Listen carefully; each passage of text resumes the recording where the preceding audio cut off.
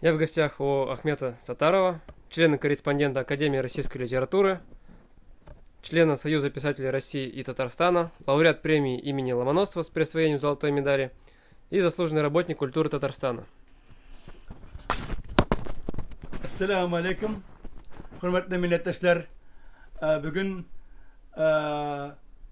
klasikimiz, bizim koyakşımız Abdullah Tokay'a 132 yaş toka.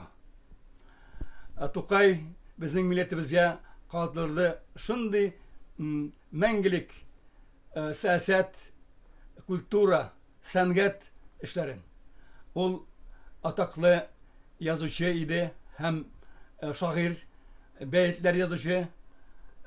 Onun şiirlerine küp mü jırlar yazıldı, hem minler yıllar onun icatı devam eder bizim halkımızda.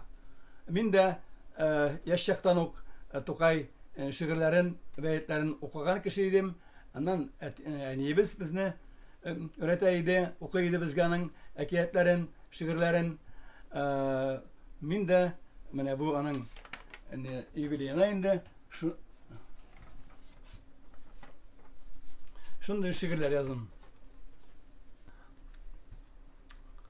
Yaşavi Tokay tili, fani dünya güzelliğinde yaşavi Tokay tilim, şal tarihinin dalasında til birgen bizge bilim.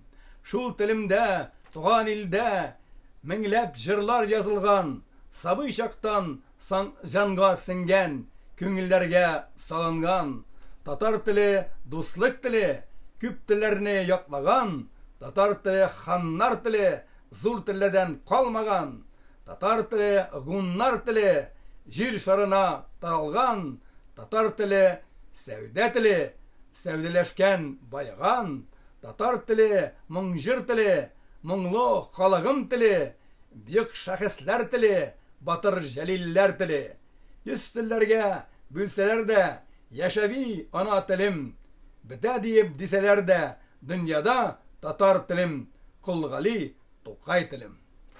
İhtibarınızga rahmet. Sizge rahmet, bek zo'r.